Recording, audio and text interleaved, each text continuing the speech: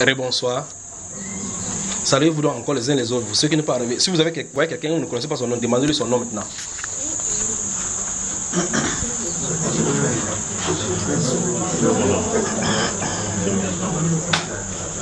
Donc tu étais à côté d'elle comme ça, tu ne connaissais pas son nom, la sœur Josette.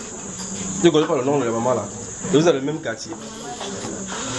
Tu viens de connaître, non?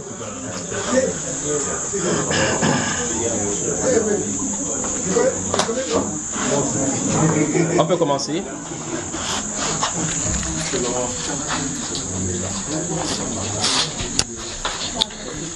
Alors, dès que vous aurez fini, que le Seigneur vous bénisse, que le Seigneur vous bénisse, que le Seigneur... Vous voulez reprogrammer pour la suite, reprogrammer. Et on commence. Que Dieu vous bénisse, que Dieu vous bénisse, que Dieu vous bénisse. Donc souvenez-vous, quand on va rentrer du Sénégal, lorsque nous allons rentrer du Sénégal, on peut commencer là.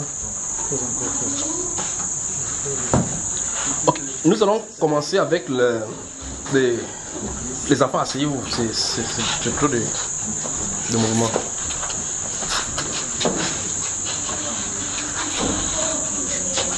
Vous n'êtes pas fatigué, non? Mais vous voulez qu'on arrête aujourd'hui? Aujourd'hui. Ok. Préparez votre stylo parce que quand, au fur et à mesure, quand ça va commencer à venir, il va commencer à vous donner. Mais avant, je vais vous dire certaines choses. Vous vous souvenez dans l'enseignement tenir ferme, comment tenir ferme, je vous avais dit ici que durant cette 2018, certains d'entre nous vont perdre les proches. C'est ça, n'est-ce pas? C'est le volet pleurer avec ceux qui pleurent. Le volet réjouissez-vous avec ceux qui se réjouissent doit également être fait. D'accord? Il faut qu'on se réjouisse. S'il faut pas soit de bonnes choses, on partage ensemble. C'est pas ça? Donc, lorsqu'on va rentrer, vous ne pouvez pas célébrer ça sans moi parce que lorsque nous allons rentrer au courant de la fin du mois d'août du Sénégal, plaise à Dieu, on aura des heureux événements ici, peut-être des mariages. D'accord? Donc préparez-vous. Il y aura des mariages. Peut-être même les soeurs ou bien les frères qui vont se marier ne savent même pas encore. Mais il y aura des mariages. Je vous connais. Vous avez commencé à dire, regardez telle personne qui peut se marier, qui peut se marier ici. Vous allez faire des choses, vous n'allez pas tomber sur la bonne personne. D'accord? Que Dieu vous bénisse. Donc préparez-vous donc. Si vous préparez déjà des cadeaux. Donc préparez-vous donc à ça. Moi-même je serai là.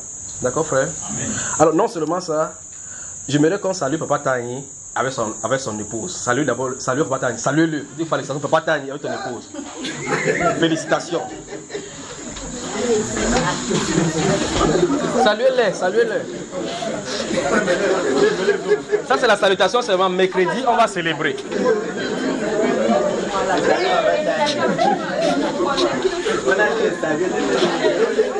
Saluez, saluez, saluez. Dis Batani, félicitations.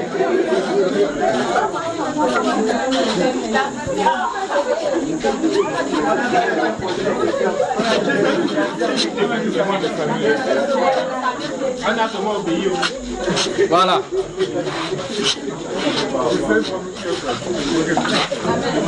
Je vous salue.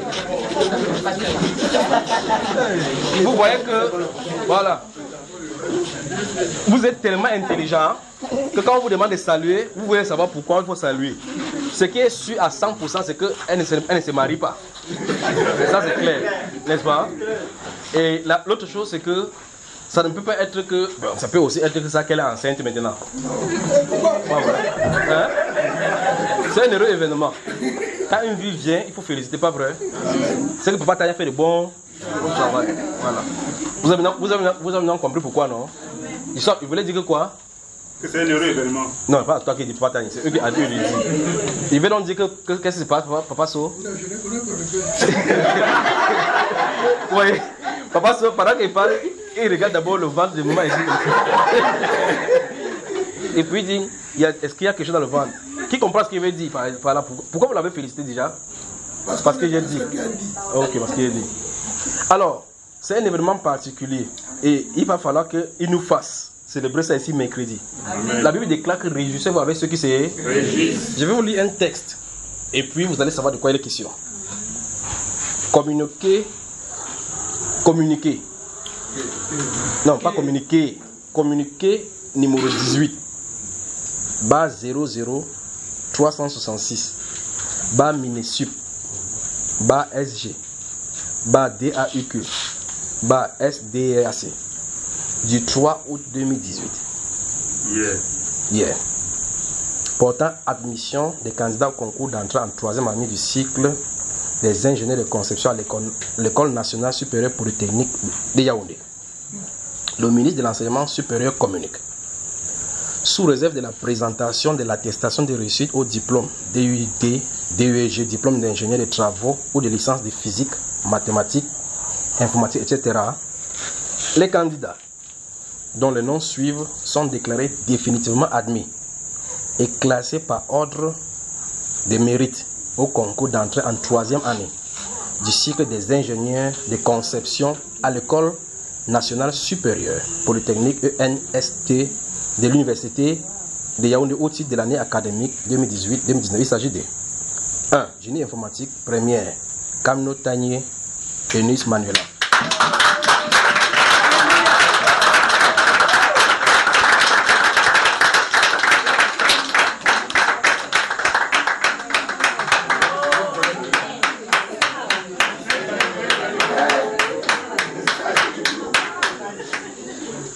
Les candidats, je lis ce qui nous est conseillé. Elle est première. C'est. Bon, déjà, pourquoi tu saluais dans les batailles? Sous réserve.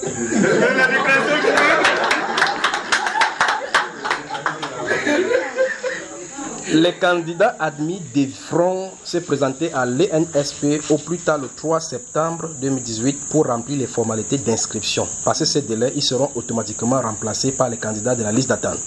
C'est signé du ministre de l'Enseignement supérieur, Jacques Famindongo. Félicitations. Donc, je tiens à dire que vous remarquez effectivement que c'est sa première fille. Que Dieu les bénisse. Que Dieu les bénisse. Donc elle a besoin, cette fille-là a besoin de prières. Et les filles ne peuvent pas tailler. Je vais vous dire quelque chose pour ce qui est en train d'arriver. Quel que soit, je vais revenir sur ces choses-ci. Regardez quelqu'un du haut. Vous savez comment les yeux hautains. Quand vous êtes debout et que vous regardez quelqu'un par, c'est pour ça que les pasteurs construisent des pupitres pour vous regarder un peu du haut, pour dire qu'ils sont plus en haut que vous. Quand vous regardez quelqu'un du haut, vous ne savez pas à quoi le lendemain est fait. Vous ne savez pas à quoi le lendemain est fait. Ne méprisez. C'est pour ça que l'on ne peut pas mépriser. Imaginez un berger qui, en Samarie, méprisait David alors qu'ils ont fait la bergerie pour ensemble. Quand David quitte là-bas, il est quoi, frère? Roi où? Donc il contrôle tout le territoire, pas vrai? Donc, quand on ne connaît pas la destinée, en fait, n'essayez pas de voir quelqu'un pour dire celui-ci peut devenir quelqu'un demain. Ne faites pas ça. Il ne faut pas faire le plan avant de faire quelque chose. Il faut aimer tout simplement. Amen. Parce que le Seigneur peut se cacher dans la pauvreté. Le Seigneur peut se cacher dans le pauvre. Il peut se cacher. Vous pouvez être là comme ça, vous dites, ici moi qui ici, les gens se marient, ils ne me marient pas. Vous êtes venus ensemble. Ce qui est écrit de toi va s'accomplir. Alors que chacun reste seulement calme en son temps. Amen. En son temps. Et Dieu fait des choses. Amen. Donc, mercredi, qu'il veut ou qu'il ne veut pas, avant qu'on continue à l'église, c'est le moment de célébration. D'accord? Donc, ils vont nous faire. Vous comprenez ce qu'il dit, non? Voilà. Que Dieu vous bénisse. Alors, Patan, tu as quelque chose à dire? Bon. Tu as tout dit. Ok, il a tout dit. Il a prêté mon discours. Alors, on peut commencer maintenant, c'est ce que je voulais vous dire. Donc, souvenez-vous, lorsqu'on va rentrer d'ici le fin août, il y aura une ou deux célébrations de mariage ici. Et donc, préparez-vous. Il ne faut pas qu'on vous dise maintenant que mes frères, on se marie tel jour là, et puis vous dites que non, vous ne savez pas, vous étiez au courant. Qui a des questions à me poser à ce sujet? Ok, je vous donne l'opportunité de me demander qui c'est, qui s'est marié, vous n'avez pas dit, donc on ne pose plus de questions. Voilà, donc, alors on va commencer maintenant, ouvrez les Saintes Écritures. Vous êtes témoin contre vous-même que je vous demandais de poser des questions concernant ce sujet, personne n'a dit. Si vous me demandez que c'était qui frère, je vous dis que je ne peux pas Tagner et maman Tagner par exemple. Voilà. Donc, il y aura des mariages aussi, on va en célébrer. D'accord? Dieu voulant. Donc préparez-vous. Et ces mariages, je vais m'investir particulièrement. Si la personne veut la voiture, je vais invoquer au nom de Jésus que la voiture va venir. Voilà, prenez Joël chapitre 2, notez.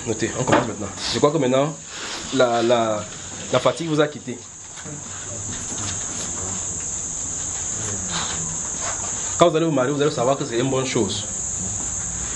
Frère, c'est pas une bonne chose. Très bonne chose.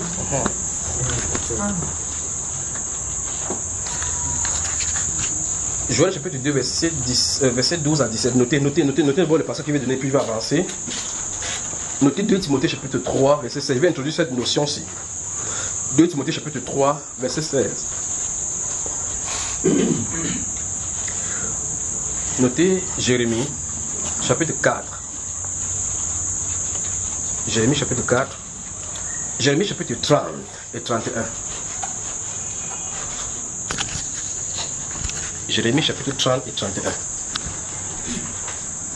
Donc mercredi, une fois de plus, mercredi, il serait la plaise au Seigneur, 18 pour qu'on commence véritablement là-dedans, pour bien développer cela.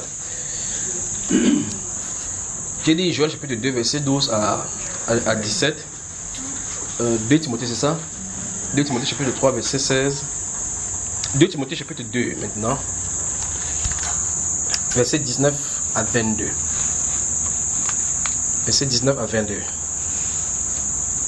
Il vous a donné Jérémie chapitre 4, Jérémie chapitre 30, Jérémie chapitre 31, n'est-ce pas? Osée, le chapitre 10. Osée chapitre 10 et chapitre 12. Osée chapitre 10 et chapitre 12. Osée chapitre 10 et chapitre 12. Jean chapitre 14. Jean le chapitre 14, verset 12 à 13. Chapitre 15, verset 1 à 7. Chapitre 15 de Jean, verset 1 à 7, puis le verset 23. Luc, chapitre 11, verset 1 à 13.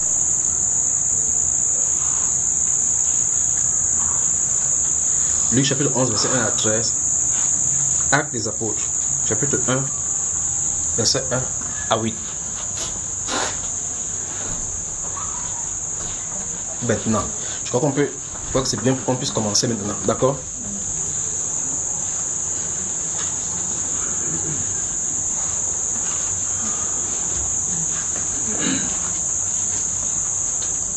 Quand le Seigneur annonce la pluie, comme il a annoncé dans ce livre d'Osée,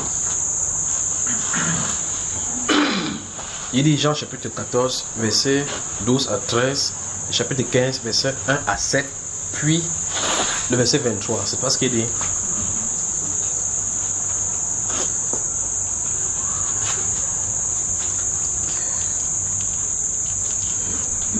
Si vous regardez la Bible, et vous voyez ce qui est déposé pour la Bible comme promesse, et vous voyez la réalité, vous allez voir effectivement qu'on a des problèmes. La première chose, c'est vous devez arriver à un carrefour où vous devez admettre que Dieu, lui, il est vrai, nous avons des problèmes. C'est-à-dire, si vous prenez la Bible, vous êtes honnête envers vous-même. Vous regardez la Bible comme ça. Vous regardez Matthieu chapitre 7, le verset 7. Demandez et l'on vous donnera. Cherchez et vous trouverez. Frappez et on vous ouvrira. Car on donne à celui qui demande, on donne à celui qui cherche, et on ouvre à celui qui frappe. Vous regardez ça, vous êtes honnête, vous allez voir que nous avons le problème. On regarde dans le passé, comme nous voyons dans le cadre de Genèse chapitre Ésaïe 58, où le Seigneur disait, si on fait telle chose, ceci va arriver. Nous commençons à voir que nous avons des problèmes. Et si nous voyons que nous avons des problèmes, il faudra essayer de résoudre ces problèmes-là. Ou mieux encore, il faut résoudre ces problèmes-là rapidement pour que ces choses soient réelles. D'accord? Amen. Le réveil n'est pas possible avec l'incrédulité. Notez. Le réveil n'est pas possible avec l'incrédulité.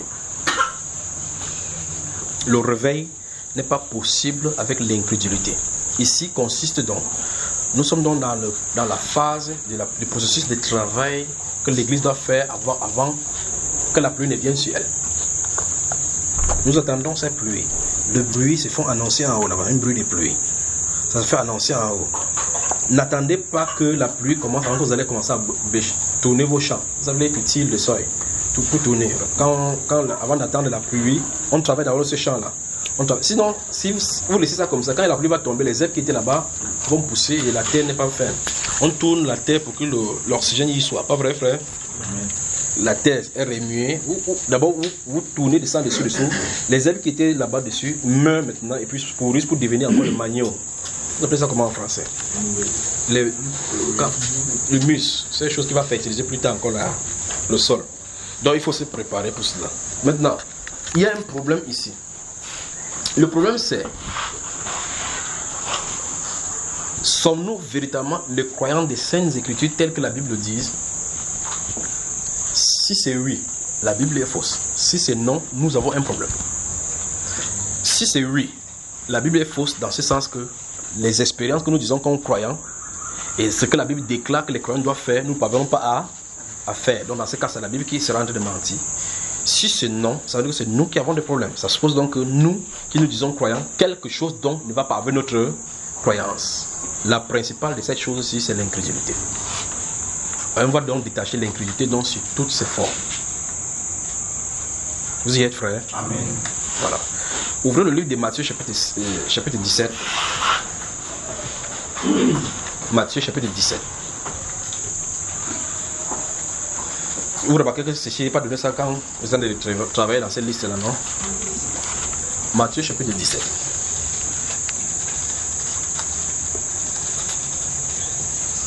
Maintenant, lorsque vous ouvrez Matthieu, chapitre 17, vous vous rendez compte que quelque chose va se passer dans cet événement. Le Seigneur Jésus monte sur la montagne, il passe la nuit avec 3 de ses disciples, Jean, Pierre et Jacques.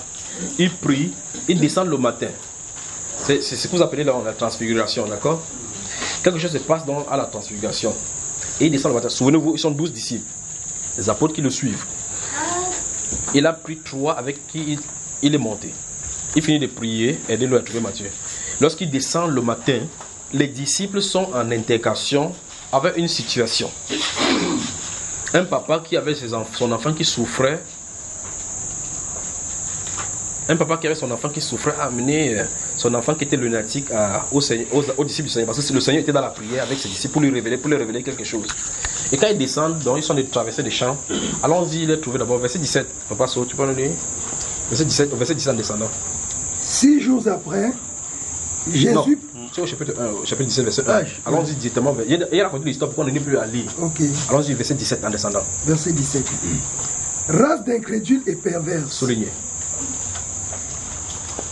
Pourquoi Jésus, notre Seigneur, parle des races d'incrédules et perverses? Pourquoi? Quelque chose s'est passé un peu plus haut, n'est-ce pas? N'est-ce pas, frère? Amen. Remontons plus haut pour voir ce que... Regardez bien ce que Jésus dit. Ce n'est pas une insulte. Si on me dit que je suis court, je ne peux pas dire que tu me dis que je suis court. C'est pas vrai, frère? Vrai. Je suis comment? L'insulte serait quand je serais court, tu vas me dire que mais le gars, si tu es géant, hein, tu es grand détail. Et quand tu peux même faire 2 mètres, là, il va te dire que tu te moques vraiment de moi. Quand tu dis je suis court, je suis vraiment court.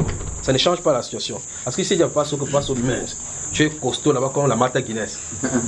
Je l'ai insulté, frère. Est-ce que tu es insulté? Quand tu me dis que je suis court, tu m'as insulté, frère? Non. Ah. Alors maintenant, quand le Seigneur Jésus dit race quoi? Race incrédule et perverse. Et perverse. Race incrédule et perverse. Pourquoi et comment le Seigneur a pu faire pour déceler en eux l'incrédulité? Remettons non plus au pouvoir. Verset 10, prenons le verset 10 en descendant. Les disciples lui firent cette question. Pourquoi donc les scribes disaient-ils qu'Élie doit venir premièrement? Là, ils sont allés traverser les herbes mouillées en traversant pour revenir, n'est-ce pas? Continuons. Il répondit, il est vrai qu'Élie doit... Il a coloré, doit venir premièrement pour rétablir toutes choses. Mais il est déjà venu, ils l'ont pas reconnu, ils l'ont traité comme le selon qui est écrit de lui. Continuons, commençons maintenant. Lorsqu'il fut arrivé près de la foule, un homme vint se jeter à genoux devant Jésus et dit: Écoutez très attentivement. Seigneur, oui, aie pitié de mon fils. Stop. Donc, Jésus parlait avec ses disciples, les 3 disciples qui sont sortis de la communion. Lorsqu'il arrive, un homme sort de la foule. Regardez bien ceci. Un homme sort de la foule, vient se jeter à ses pieds. Il appelle comment? Seigneur. Seigneur, aie pitié de mon fils. C'est vrai, on dit qu'il reconnaît en celui-ci quoi? D'être Seigneur. Là, c'est quoi le Seigneur? Quand tu appelles quelqu'un Seigneur, c'est quoi? C'est une chose de freiner chaque fois que vous voyez la portée de nos prières. Que c'est une chose terrible que de prier Dieu sans s'attendre à ce qu'il réponde. C'est de l'incrédulité terrible. Vous voyez cela? Si tu sais que, que ton cœur n'est pas admis de telle enseigne que si tu pries, c'est que je vais recevoir. N'allez pas prier. Ça va vous créer des problèmes avec le Seigneur. Maintenant, ce monsieur aussi vient devant le Seigneur, il dit Seigneur, il se jette à ses pieds. Donc il se rabaisse. Il appelle Seigneur pour dire qu'il est souverain. Puis il dit, allons-y. Aie pitié de mon fils. Pitié de mon fils. Donc ça veut dire qu'il sait que c'est lui la source des solutions. C'est lui qui peut apporter la solution à son fils. Amen. Ça veut dire que cet homme-ci a besoin qu'on l'aide. Cet homme-ci, ça part, c'est son fils qui était problème. Nous, quand nous allons devant le Seigneur, chacun a un sujet qu'il adresse devant le Seigneur. D'accord, frère? Amen. Et nous allons devant le Seigneur. Nous l'appelons Père.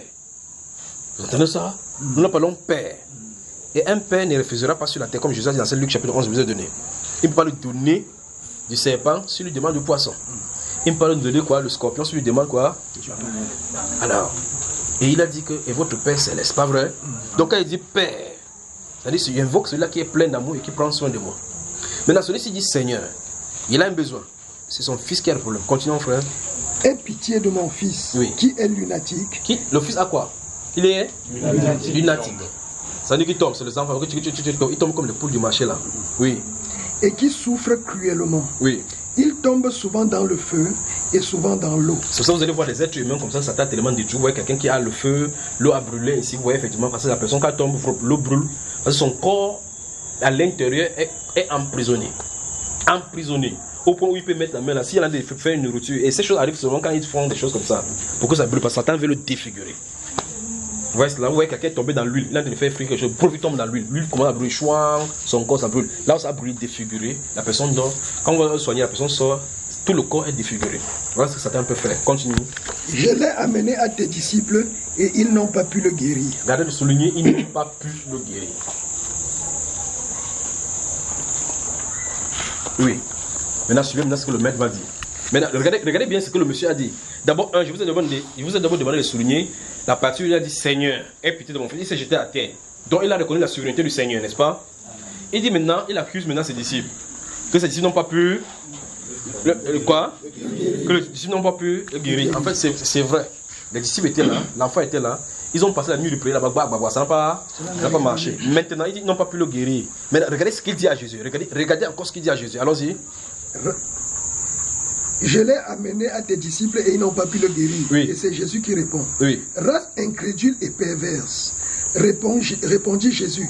Jusqu'à quand serai-je avec vous? Jusqu'à quand vous supporterai-je? Amenez-le-moi. Tu sais, tu es en train de lire. Le frère est en train de regarder, il demande il dit qu'il suit. Voici la Bible qui est ouverte dans lui. Il dit que non. C'est pas parce qu'il lit ce qui est bien. Lis alors bien, frère. Race incrédule et perverse, répondit Jésus. Jusqu'à quand serai-je avec vous? Oui. Jusqu'à quand vous supporterai-je? Oui. Amenez-le-moi ici. Oui. Jésus parla sévèrement au démon qui sortit de lui et l'enfant fut guéri à l'heure même. Oui. Maintenant, allons dans l'événement. Gardez le doigt ici. Allons dans Marc chapitre 9. Ne fermez pas, d'accord? Allez dans Marc chapitre 9.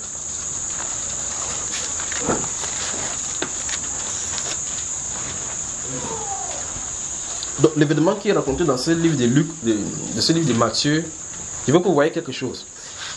Cet événement, ce qui est raconté dans ce livre de Matthieu, chapitre 17, est repris dans le livre de Marc, au chapitre 9, à partir du verset 14. Qu'est-ce qu'on dit? Lorsqu'il fut arrivé près des disciples, il vit autour d'eux une grande foule et des scribes qui disputaient avec eux. Oui. Dès que la foule vit Jésus, elle fut surprise et accourut pour le saluer. Il leur demanda, sur quoi discutez-vous avec eux? Oui.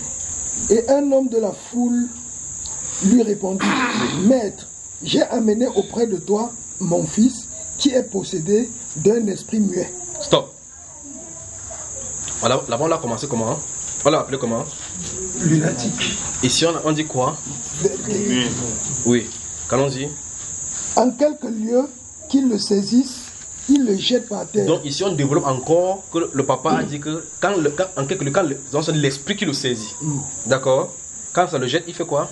Il le jette par terre. Oui. L'enfant écume, grince des dents et devient tout raide. Tout raide. Donc on a donné des caractéristiques de ce que l'esprit a fait quand il est... Allons-y.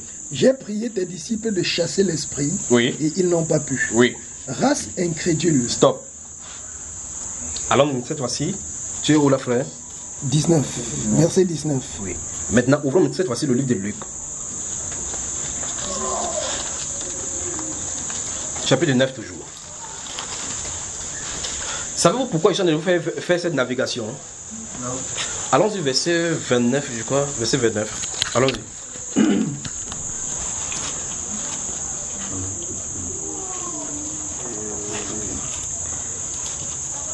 Verset 29. C'est la transfiguration là. Ah bah. Il dit à partir du verset 29, il me dit que c'est la transfiguration. Pendant qu'il priait, l'aspect de son visage changea, oui, et son vêtement devint d'une éclatante blancheur. Oui. Et voici deux hommes s'entretenaient avec lui. C'était Moïse et Élie, qui, apparaissant dans la gloire, parlaient de son départ qu'il allait accomplir à Jérusalem. Oui. Pierre et ses compagnons étaient appesantis par le sommeil, oui, mais étant...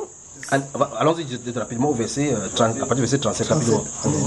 Le lendemain, lorsqu'ils furent descendus de la montagne, une grande foule vint au devant de Jésus.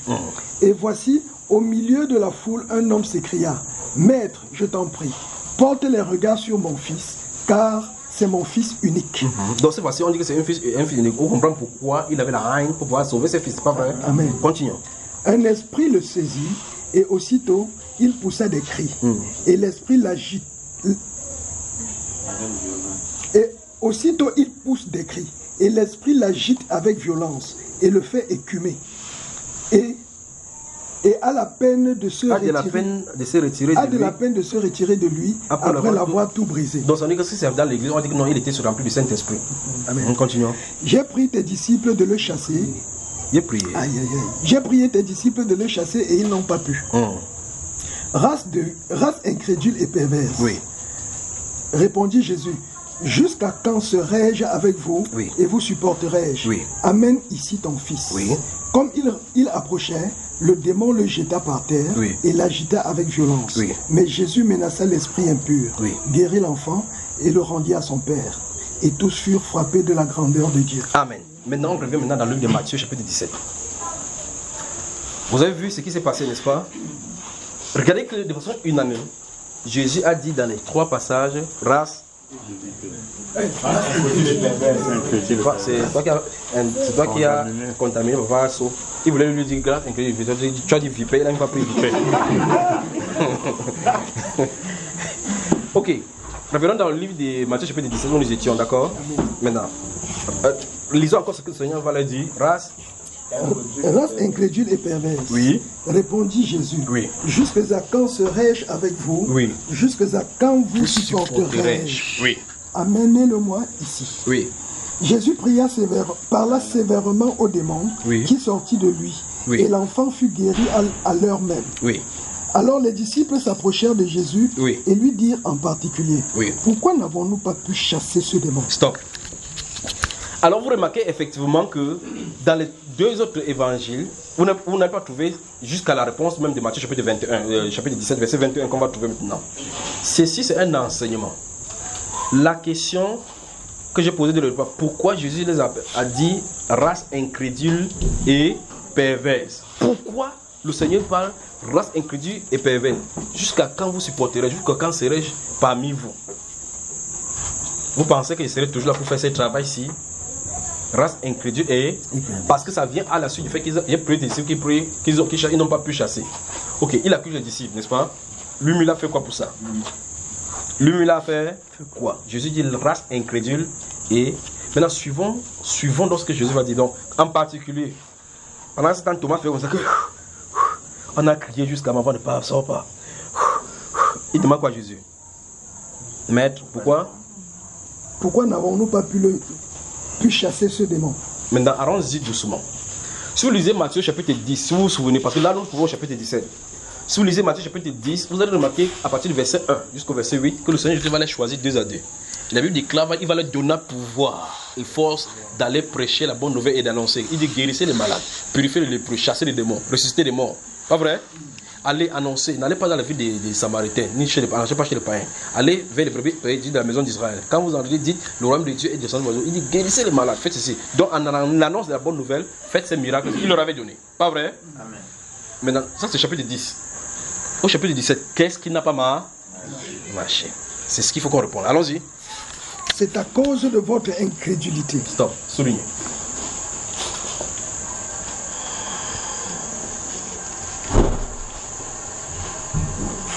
Maintenant, ça veut dire qu'on a un problème. On a un problème.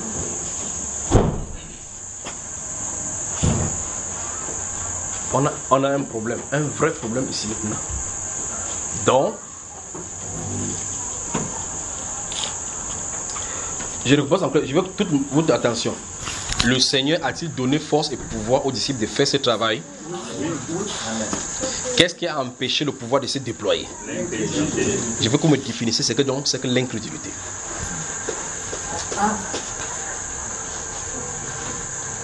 C'est donc quoi l'incrédulité? Ça, ces choses, il faut que je m'arrête pour parler, pour que nous puissions sachions quels sont les problèmes que nous avons.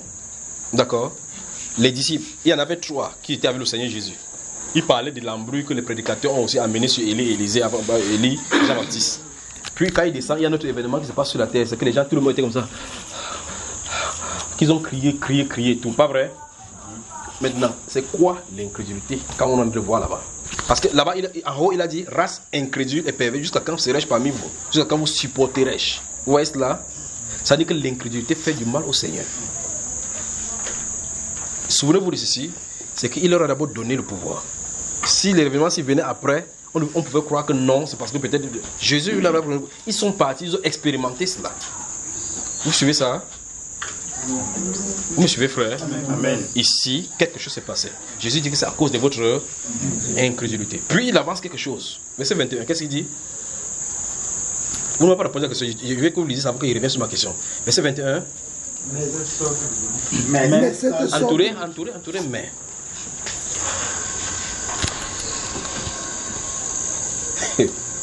Vous remarquez, non?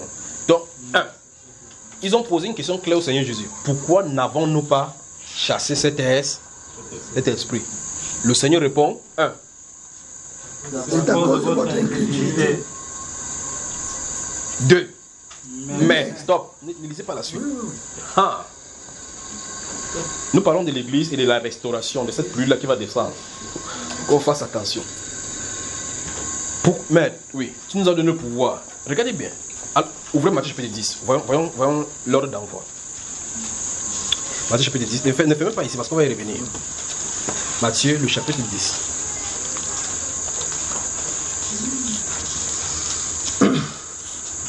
Le verset 4. Patani, tu peux nous lire le verset 4. C'est 4. Simon le Calanite et Judas l'Iscariote, celui qui livra Jésus. Voilà, on le connaît. Verset 5. Tels sont les 12 que Jésus envoya après leur avoir donné les instructions suivantes. N'allez pas vers les païens et n'entrez pas dans les villes des Samaritains. Allez plutôt vers les brebis perdues de la maison d'Israël. Allez, 1. Prêchez, 2. Et dites. Voici le contenu du message. Le royaume des cieux est proche. Pendant que vous allez faire cela, guérissez les malades, 1. Ressuscitez les morts, 2. Purifiez les lépreux, 3. Chassez les démons. Vous entendez ça, frère? Chasser les démons. Les démons. Maintenant, tout le point, regarde ton voisin. Dis qu'il y a démons et démons. Voilà. Donc nous voyons clairement ici. Et puis il dit, vous avez reçu gratuitement donné quoi? Vous avez reçu gratuitement donné gratuitement. Donc il n'y a pas de guérison qu'on paye. En disant que je suis en train de payer le livre aussi pour soutenir le ministère. Mais au-dessus, parce qu'il y a la guérison. D'accord? Alors, lorsque le Seigneur Jésus-Christ répond à leur question, nous avons vu effectivement comment il a donné force et pouvoir. Donc ça veut dire que le chassage des démons, ou le chassement des démons était contenu dans le ministère. Pas vrai? Ok. Ils sont allés, effectivement, ils ont fait. Maintenant, rentrons au chapitre 17. Versets 20 et 21 encore. Qu'est-ce que ça dit ici? Verset 20 et 21 du chapitre 17 de Matthieu. Le verset 20. C'est à cause de votre incrédulité, leur dit Jésus. Je vous le dis en vérité, si vous aviez de la foi comme un grain de sénévé. Stop. C'est à cause de votre incrédulité. Je vous le dis en vérité. Si vous avez la foi comme un grain de sénévé. Donc, n'essayez pas de voir le contre de l'incrédulité comme il faut qu'il y ait une grande foi. Il y a un déclic. Un déclic seulement. Un déclic. Le grain de sénévé, c'est quoi? Une petite semence. Petite semence. Comme par exemple quoi? La graine de riz. Vous avez vu les graines de riz? Vous avez des graines de riz, n'est-ce pas? C'est plus petit que les graines de riz. Donc, voilà, comme le sésame. Ok, maintenant, prenez donc ça. Donc, la quantité de fois que Dieu veut que tu travailles, ça doit être comme ça. Alors, je pose la question. Ceux-ci, quand ils sont allés au chapitre 10, là, ils travaillent avec quoi? Avec la foi à la parole. Avec la foi à la parole. Et s'ils ont changé comment? Tu penses qu'ils n'ont pas souvenu? On avait guéri quelqu'un comment au nom de Jésus. Sors! Ils ne sont pas. N'est-ce pas, frère? Ok. Il dit, c'est à cause de votre incrédulité. Mais je vous le dis en vérité. Regardez bien, c'est pour réparer cela. C'est à cause de votre incrédulité. Donc, ils ont l'incrédulité. Il faut donc savoir ce que c'est que l'incrédulité. Sinon, tu peux l'avoir sans savoir. Alors, les disciples étaient face à l'action. Ils étaient incrédules sans savoir. Donc, tu peux être incrédule, tu pries même et tu pries fort. C'est pas ça, frère. Si Jésus a passé toute la nuit là-bas à prier, ils étaient en train de faire quoi? En train de prier, pas vrai? Ils priaient, non? Ça a marché. Jésus dit que non, c'est pas le fait que je n'ai pas entendu la prière, c'est parce que vous n'y croyez pas. C'est à cause de votre incrédulité. C'est à cause de votre incrédulité. Mais moi, je vous le dis en vérité, si vous aviez foi comme un grain de sénévé, vous direz à cette montagne, déplace-toi là et jette-toi dans la mer, et cela vous sera accompli. Mais, cette catégorie de démons-ci ne sortent que par les... Et là, donc en réalité, le Seigneur leur avait donné le pouvoir d'aller chasser les démons, mais le ministère des jeûnes et des prières n'avait pas commencé avec eux. Vous voyez cela? Ça veut dire qu'au-delà de l'incrédulité, il y avait le fait qu'ils ne jeûnaient pas. Parce que les gens étaient venus se plaindre que tes gars ne font que manger.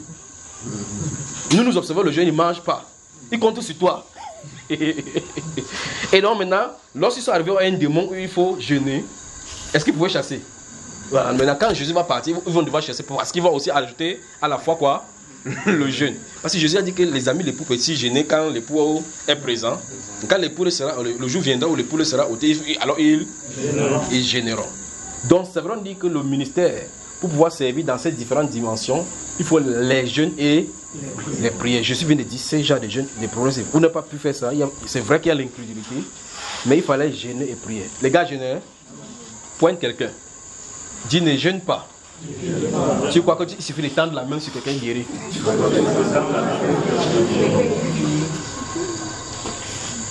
Ce genre de choses, ça peut amener à tout genre de frustration. Je vais vous raconter, c'est l'autre jour que mon épouse parlait de cela encore. Une année, lorsque nous travaillions encore chez mon beau-père là-bas, je suis resté là-bas. Un frère que je connaissais qui était converti depuis et qui était quelque part. Il y avait un de ces, je ne sais pas quelle relation vous avez cette famille, il y avait un jeune garçon comme celui-ci, comme ça. Il était dans cette maison, il y habitait. Il est devenu subitement fou. Il était en classe de 3e. Il est devenu fou, on l'a amené à l'hôpital à Kintine, là-bas, on l'a enfermé. Apparemment, il y a des zones là-bas où on ferme le fou. Il a, même étant là-bas, il a menacé le fou là-bas, parce que on a dit, ça part de folie là, il dérange la place. On a demandé à la famille de venir l'amener hors de là-bas, parce qu'il dérangeait le fou. Même le fou disait que mais t'as pas de folie ici, t'as pas de folie, tu ne te calmes pas. On l'a amené sur, vous savez, vous êtes à PK8, vous descendez comme ça. PK8, la vallée qui descend là pour remonter là. Non, pas PK8. Vous venez de Lokbaba pour descendre là-bas, la petite vallée là. C'est là quelque part. Oui, Saint-Thomas, dans cette zone là. Vous savez vos seins là aussi. Voilà. Alors, je suis en train de causer avec mon épouse à la maison. Subitement, une voiture garde dehors. C'est un avocat. Le garçon sort de la voiture, il entre. Il dit, frère, Dieu a dit que tu viens prier pour cet enfant. Il dit, je suis resté, ma part est venu. Il dit, assieds-toi et s'assoit. Vous connaissez chez mon beau-parent là-bas. Alors je m'assois, je suis en train de regarder si c'est vraiment Dieu qui a parlé que je vais là-bas. On est en train de causer, je suis en train de prier pour savoir jusqu'à ce que j'ai le hockey. Quand j'ai le hockey, j'ai dit, ok, entre dans la voiture. Je suis allé avec le short tel qu'il est là. On est arrivé avec mon épouse, on est entré là-bas. Je suis entré, aller m'asseoir. Et le garçon, on avait la fermé tout le pot parce qu'il cassait tout à la maison. Tout. Les frères étaient là. Ils avaient là prié jusqu'à ce que la voix, vous savez, quand vous priez pour longtemps, la voix fait. Il était là. Je suis allé entrer, je me suis assis calmement. Il était là. Je suis allé parler ici à cause de l'incrédulité. Il y avait un là qui était assis à côté du parent du garçon qui faisait. Quand je suis entré, il était en train de parler à la dame, là, il dit, le jet des démons c'est trop puissant. Même le frère ne peut rien contrôler. Là, il faut beaucoup d'onction. Il faut beaucoup d'onction pour le faire. Je tombe là, j'observais le garçon. Le garçon fait, il vient, il te regarde, il fait comme ça, il tire là-bas, il dit c'est quoi ça? C'est quoi ça? Tu fais quoi là-bas? Il fait, il casse l'ampoule, il enlève l'ampoule, il casse. On avait enlevé tout dans la maison. Alors j'ai attendu jusqu'à ce que la direction soit donnée. Quand la direction a été donnée, j'ai demandé au frère qui était là-bas que vous trois, mettez-vous à côté de lui. Tendez la même prière. On a prié. Plus on priait, plus son corps se calmait. Plus on priait, plus son corps se calmait. Après il dit, laissez-le. Il dit, jeune garçon, si tu me regardes, il dit, lève-toi. Il dit, lève-toi, va te laver. Il a laissé laver. Écoutez bien. Il a laissé laver. Il dit, va te laver. Habille-toi et viens. Il a laissé laver. Il est venu. Et c'est assis, on causait. C'était un scandale. C'était un scandale. Et puis maintenant, le Saint-Esprit montre que la personne qui lui procurait, c'est son grand-père, il est à Garoua. Donc pendant que les gens priaient ici sans direction, la personne manipulait sa photo comme ça, avec la magie. Prenez les sédatifs, là, vous mettez dans le sang. Vous injectez comme les médecins savent faire. Quand vous injectez, ça va le calmer là-bas. Mais son âme n'est pas calme. Quand l'effet va finir, il va continuer à faire ce qu'il a de faire. Beaucoup de personnes qui sont dans la folie, qui sont attachées là-bas comme ça, ont des problèmes d'ordre spirituel. Vous voyez cela? Je n'ai pas dit que vous allez ramasser les fous pour m'amener. C'est pas ce que j'ai dit. J'ai dit pour lui, il y avait telle direction. Mais je dois vous parler de l'incrédulité. Cette personne qui se tient à côté de la maman de cet enfant en disant, celui-ci, même le démon là, le démon là est vraiment puissant. Lui, il s'appelle prophète des nations. Il dit qu'il est prophète des... Dieu l'a établi sur toutes les nations. C'est comme ça qu'il est. Mais il est là, il a été découragé les gens qui sont en train de prier. Or, maintenant, la chose qui a manqué ici, c'est pas parce que les gens ne croyaient pas, parce qu'ils savent qu'on doit chasser les démons. Qu'est-ce qui n'a pas marché avec au nom de Jésus qui sort? Parce qu'il manquait une direction. Ceux-ci de la Bible qu'on voyait manquer la direction. La direction, c'est que s'ils savaient effectivement qu'il y a des confrontations, que avant d'aller les rencontrer, il faut d'abord au préalable gêner. Ça ne veut pas dire que lorsque vous voyez un démon, on dit qu'on apporte une prière pour que vous priez pour lui. Attendez, il n'y a pas de gêner. Je ne sais pas maintenant, je ne mets plus de nourriture, je jeûne. C'est pas ça notre question. C'est un style de vie. Maintenant, si vous lisez le livre de Luc chapitre 6, vous allez remarquer effectivement que Jésus, après avoir choisi ses disciples, avant de choisir les disciples, il a passé toute une nuit dans le jeûne et dans la prière. Quand il est choisi, donc son choix des disciples, avant de choisir, il passait du temps dans le jeûne et la prière. Regardez les apôtres dans l'Acte chapitre 3, chapitre 13, chapitre 14. Quand il voulait choisir quelqu'un, ils entraient dans le jeûne, ils priaient avant de le faire. Vous voyez cela, n'est-ce pas? Quelqu'un se lève au Jésus qui va coudre ta touche, tu cours, tu dis achète tes livres, tu achètes. Que va te marier, d'autres cours, ils peuvent signer l'acte parce qu'on ne peut consacrer un évêque qui n'est pas marié. On fait maintenant, on dit que voici la cérémonie de sortie. Dieu, c'est toi qui choisis. Vous pensez que Dieu est là, vous allez rester n'importe quoi, Dieu n'est pas là-bas. Parce qu'il a un modèle qu'il a de suivre. Alors ici, le Seigneur Jésus fait acte du fait que les disciples sont dans l'incrédulité. J'aimerais bien qu'on s'attelle sur le problème d'incrédulité d'abord avant d'avancer. Parce que c'est ici le blocage de toute autre chose. C'est donc quoi? Quand vous lisez la Bible, l'incrédulité. L'incrédulité, donc, c'est-à-dire que ces choses qui empêchent Dieu d'agir vers nous. C'est quoi? Souvenez-vous de ceci. Quel est le matériel le plus dur sur la terre? Le diamant. Quand vous êtes incrédule, l'accès à vous est difficile exactement comme le diamant. Quand vous êtes incrédule, il y a un mur en ténèbres, des ténèbres, tout autour de vous. Quand vous êtes incrédule. Quand vous êtes incrédule, il y a un mur de ténèbres tout autour de vous qui empêche l'accès de la lumière. Les épaisses ténèbres. C'est quoi l'incrédulité? Donc l'incrédulité, c'est le principal obstacle qui amène ou empêche la manifestation des dieux dans la vie des croyants, au travers des croyants. Le principal. Le problème donc des péchés peuvent se résoudre facilement. C'est-à-dire le problème des différentes exactions. Si on pose que tu mens, tu peux dire que j'arrête de mentir. Tu peux faire tes choses avec l'incrédulité, si c'est le problème numéro 1. Il faut que ceci soit résolu. Vous suivez, n'est-ce pas? On y va? Vous avez moi? Oui, frère. C'est un peu comme quand on dit pendant on fait des gens parce que vous voulez savoir pourquoi on fait d'abord ça. Oui. Pour exemple comme ça là, il pourrait faire des éléments pour inventer de l'action. Oui. Bon, toi qui tu passes à l'heure maintenant, à quel moment tu es incrédule? À quel moment tu es incrédule? Oui. En fait, je ne doute pas de ce qui m'est donné. Donc, dès qu'on me dit de faire Parce que avec des confiance dans votre ministère, je fais sans poser des questions. Tu es sûr? Ah. Lève-toi, frère. Je vais te poser des questions. Là où tu es, si tu te donnes un éléphant que tu mets au frigo, tu fais quoi? Un éléphant que je mets au frigo? Oui. Ne riez pas. Nous sommes en train de travailler, frère. Si tu te donnes un éléphant que tu mets au frigo, qu'est-ce que tu fais?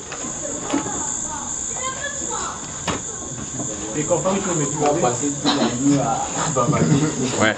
J'ai posé la question simple. Vous voyez qu'il dit qu'il comprend que je vais le prouver. Il dit que je te donne un éléphant, que tu le mets au frigo, qu'est-ce que tu fais?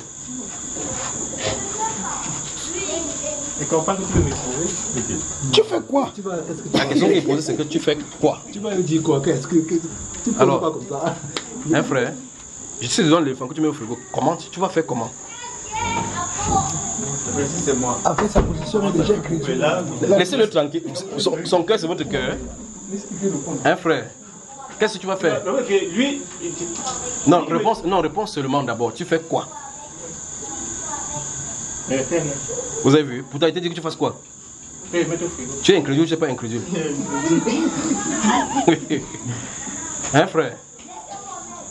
Comment tu t'assois encore? Parce que toi qui me poses la question de mettre l'éléphant au frigo, tu n'es pas bête. Mais moi, demandant cela que je le mette au frigo, en fait, je ne sais pas. Oui. Là, je vais faire, je comprends, ça ne peut pas aller au frigo. Non, ça ne peut pas aller au frigo. Ouvre ta Bible maintenant, on va voir. Ouais, c'est ici qu'on devait arriver. Jean chapitre 14. Ouvrez, je vous ai donné ça tout à l'heure. Donc il dit qu'il veut le rendre bête. Parce que moi-même, il sait très bien que le téléphone ne peut pas entrer au frigo.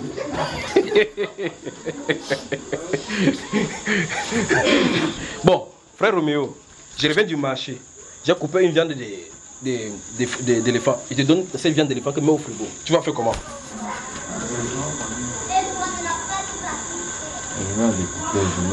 Il t'a demandé de découper. Je mets au frigo. C'est ce qu'il t'a demandé que tu mettes au frigo. C'est compliqué, frère? Ouais, c'est juste qu'il se met à découper. Est-ce qu'il a dit que je lui donne la viande avec le couteau? Je lui ai demandé de couper. Non, le mettre au frigo. Ce sont ces choses. Je sens de prendre vous riez. Ce sont ces choses qui font avant. Regardez bien ce qu'il va lire maintenant. Ouvre le verset 12 de Jean chapitre 14. Jean chapitre 14, verset 12. Oui. En vérité, je vous le dis. Celui qui croit en moi fera aussi les œuvres que je fais, et il en fera de plus grandes. Regarde-moi. Tu crois ça? Tu crois ces passages-là? Oui, effectivement. Il sait effectivement qu'après ça, il y a une question. Oui, tu sais qu'il y a une question après cette question qu'il vient de poser, n'est-ce pas? C'est pour ça qu'il évite de répondre à la première. Parce qu'il va dire forcément qu'il croit. Si il dit qu'il croit, je vais poser une autre question qui va être difficile. S'il dit maintenant qu'il ne croit pas, c'est que ça veut dire qu'il a l'incrédulité. Donc il reste lui neutre. C'est pour ça qu'il ne répond pas. Frère, tu crois, oui ou non, à ça? Il ne peut même pas bien croire. Ferme la Bible, tu t'assois, frère. C'est donc ça, cette épreuve de prendre l'éléphant, mettre au frigo.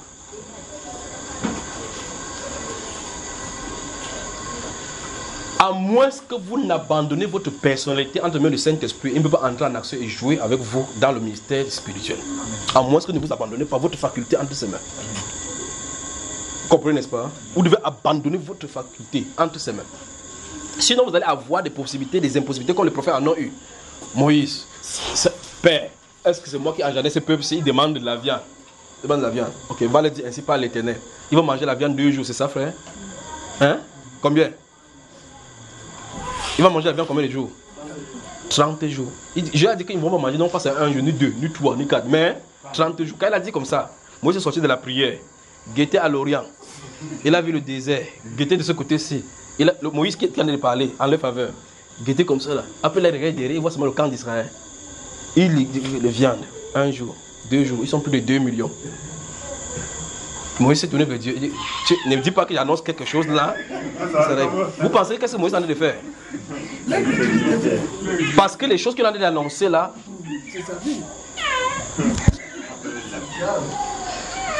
annonce, il y aura changement de gouvernement. Changement de gouvernement. 20 partis politiques sont allés à sa solde. Il s'est encore présenté alors qu'il ne devait pas se présenter. Il a l'armée, tout ça avec lui. Il a tout ça avec lui. Il y aura changement de gouvernement. Vous voyez cela? Qu'est-ce qu'il fait? Merci, monsieur le président, pour faire ces choix-ci. Merci pour ces choix. Au revoir. Je ne veux pas dire quelque chose. Que mes enfants soient protégés. Il y aura. Allez jusqu'au bout. Prenez ceci, mettez c'est R. La partie des flammes est appelée à disparaître. Amen. Ainsi dit le Seigneur. Vous avez ça? Disparaître comment? Tous sont derrière. Disparaître comment? La partie des flammes disparaîtra. Comme l'ancienne partie est partie. Comment ça va faire pour disparaître? Écoutez, mon rôle, c'est d'annoncer. Le reste, je ne sais pas comment ça va se passer. Où est-ce là? Donc pourquoi? Parce que j'ai vu ce que mes grands frères ont fait dans la Bible. Quand ils ont vu que Moïse a été tenu, quelqu'un lui a parlé. Il a dit qu'il va manger 30 jours. Il va dire que s'il annonce là-bas, tu connais bien les gars là. Si le premier jour il n'y a pas la viande, je suis mort aussi dans le désert. Le premier jour, je suis pas, si la viande ne sort pas là-bas, je suis mort dans les déserts. Il a commencé à poser à Dieu que ton équation là, tu vas résoudre ça comment? Tu vas sortir les viandes ou que ça va venir pendant 30 jours. Parce que même s'il faut élever les bœufs là maintenant, le nombre de bœufs qu'on va élever pour qu'on mange pendant 30 jours ne suffira pas pour ce peu. Dieu dit qu'il y a quelque chose qui soit impossible à Dieu. N'est-ce pas, frère? Le prophète doit savoir qu'il n'y a rien qui est impossible. C'est pour ça que quand je dis quelque chose, je ne veux pas savoir ce que l'événement a de raconter. Je ne veux pas savoir ce que l'événement a de raconter. Parce que dans cet intérêt, c'est événement que Dieu se glorifie. Je dis seulement. Sinon, comment peux-tu aller vers quelqu'un? Tu dis, voici ce qui se passe, sans connaître la personne. Sinon, comment vous pouvez faire cela? Vous devez savoir que quelque chose est en train de suggérer cela. Que quelque chose est en train de suggérer. Vous voyez cela, n'est-ce pas? Que ce n'est pas une pensée que je pense que si on fait comme ça, on fait comme ça. Bon, quand tu vas finir de parler, tu vas aller faire que l'événement marche. Tu vas aller faire que l'événement marche par lui-même. Ok, vous vous tenez ici, vous dites, il y a une inondation qui arrive. Cette inondation, ça traverse les temps. Je ne sais pas si le gouvernement pourra se tenir avec les catastrophes qui sont en train d'arriver. C'est ça, frère? Quelle est la différence entre l'aigle et le faucon? L'aigle s'est tourné vers le lion. Dans les hauts lieux, il y avait la discussion, on se départ. C'est ça, frère? Après, vous voyez l'événement s'est déroulé. Qui a fabriqué ça?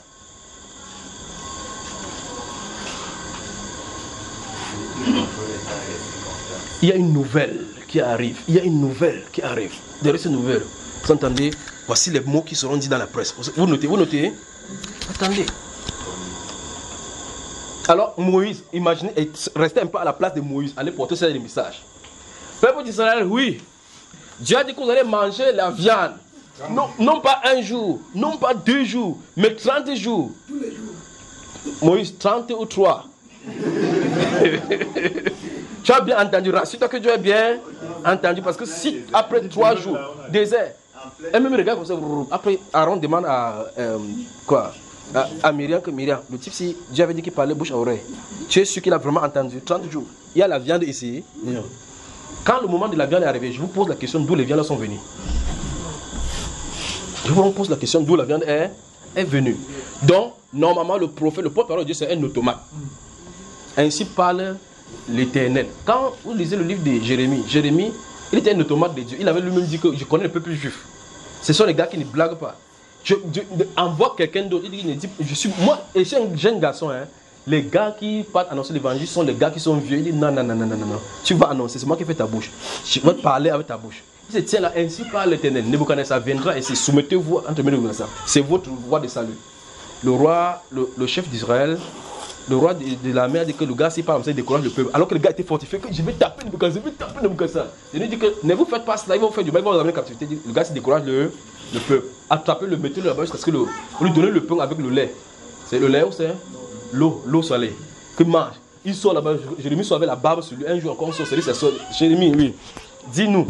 Jérémie a compris que c'est grave. Il a dit, s'il te dit, tu vas me faire du mal. Parce que la parole n'a pas changé. Et si tu n'es pas dans le conseil, tu ne dois pas suivre. Il dit que dis-moi. Ainsi parle l'Éternel. Nebuchadnezzar va vous amener en captivité. Il dit que donc la prison ne t'a pas corrigé. Ça ne peut pas le corriger parce que ce n'est pas lui qui parle. Quand vous venez, dites, je veux voir la voix de Dieu. Attendez-vous à la voix de Dieu. Quand l'événement est arrivé. Alors, chapitre 44 de Jérémie, vous dites, d'autres viennent encore. Jérémie, oui. Invoque-nous ton Dieu pour qu'il nous dise maintenant si les réchappés qui sont ici, là, le reste qui sont ici, devons-nous descendre en Égypte, oui ou non. Jérémie dit, ok. Comme c'est bon. Et eux-mêmes ils disent, ils lèvent la main dans le ciel. Il dit que le Dieu là dit de bien ou de mal, nous allons nous atteler à accomplir, à obéir. La Bible déclare que 10 jours après, la parole fut adressée au prophète Jérémie. Ainsi par l'Éternel, ne descendez pas à... Il est venu dire que venez encore, oui. Oui, ainsi par l'Éternel, ne descendez pas à... Et Jérémie dit, Dieu ne t'a pas parlé. Et Jérémie, en partant en Égypte, on a aussi tiré pour aller en Égypte avec lui. Mais cette personne savait dire que s'il dit quelque chose, si Dieu dit quelque chose, la réponse, ils vont obéir. Mais ils ont dit à Jérémie que ce n'est pas Dieu qui t'a parlé. Donc ça dit qu'ils savaient comment Dieu parle. Ça veut dire qu'ils connaissaient même la direction déjà. Puisque l'autre direction n'est pas la direction des dieux. Ça veut dire qu'en venant consulter Dieu, ils avaient leur direction. Vous voyez cela, n'est-ce pas? Alors ce frère, s'il me pose la question, il parle, il dit que c'est comme pour Papa Tagné. Et tout à l'heure, là, on a parlé. Il dit, et toi alors? Il dit, ok, si je te donne l'éléphant que tu mets au frigo, il fait comment? Il dit que l'éléphant que tu veux me prouver là. Parce qu'en réalité, il sait qu'on ne peut pas mettre l'éléphant au frigo. Je ne lui ai pas dit que l'éléphant est vivant. Je ne lui ai pas dit que l'éléphant est mort. Je ne lui ai pas dit que c'est une cuisse d'éléphant. Il a seulement dit l'éléphant. Il dit que met au frigo. Roméo a dit que non, c'est qu'il va d'abord découper ça. Dans l'élément que je lui donne l'éléphant, je lui ai demandé si c'est pas découpé. Il lui a dit que c'est pas découpé. Est-ce qu'il lui a donné le couteau? Les éléments qu'il a ajoutés là dans la foi, ce sont les apports humains. C'est ça qui bloque le coulement du Saint-Esprit. Quand le Seigneur dit, va, impose les mains, tu passes, tout simplement, il fait tel qu'il a dit. Il dit 3 fois, il fait comme ça 3 fois, je quitte. Le reste, c'est sa part. Amen. Il y a un frère, le frère Jules, qui vient ici, vous demandez-lui ce qui lui est arrivé. Demandez-lui ce qui lui est arrivé quand nous prions à la maison là-bas, on était en train de prier à la maison. Il est venu un de ces jours, on s'est rendu qu'on était là, et puis le Saint-Esprit dit va vers lui. C'était sa poitrine, j'ai touché sa poitrine, je suis resté sur sa poitrine. Moi-même, il ne savait pas ce que je faisais là. J'ai touché seulement sa poitrine. Il a arrêté sa poitrine comme ça, sur son ventre, en glissant la main, je suis parti. C'est à la maison qu'il a eu le phénomène. Vous savez, ses frères.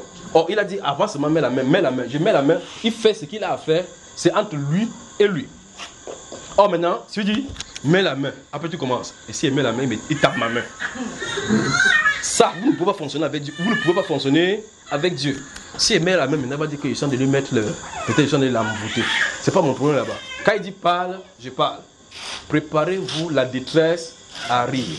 Le psaume 10, verset 1, un monde a écrit comme ça. Cherchez l'Éternel avant qu'il se trouve. La détresse, au moment de la détresse, quand il va vous invoquer, il ne va pas répondre. La détresse arrive, préparez-vous. Préparez-vous, dis-le que la détresse arrive. Point, je dis seulement ça. Le Cameroun était un arbre de paix. Il dit que non. Ce que vous appelez arbre de paix peut être un signe avant-courant, encore d'une destruction qui va parcourir le pays. Pas vrai, frère? Il dit seulement comme ça, il parle. Alors si vous vous tenez là-bas, je dis, il te donne donc l'éléphant. Tu mets au frigo. La simple chose à faire, c'est quoi? Mettre au frigo. C'est pas ça, frère? Je vais vous donner la grandeur du frigo. Non. Je vais vous donner la grandeur de l'éléphant. Parce que quelqu'un, tu écoutes, il dit, mais comment mettre un éléphant au... Ça, c'est l'intellect humain. C'est à cet instant-là. Parce que quand vous regardez Jonas se trouve là-bas. Il se trouve, il dit que non, tue-les tous. Après, quand il se fâche, quand les gens se convertit, il dit, ouais, le gars, il t'avait bien dit que tu es un Dieu qui est bon, qui pardonne. C'est pour ça qu'il ne voulait pas venir. Parce que tu vas pardonner ces péchés-ci. C'est parce que Jonas a dit, frère, il s'est fâché comme Dieu a pardonné les gens. Et allait s'asseoir là-bas. Le soleil a frappé parce qu'il délirait. Dieu a fait pousser un raisin comme ça, ça l'a couvert de... Dieu a fait pousser un raisin en un seul jour pour lui donner une leçon. Après, il a tué le raisin en un seul jour.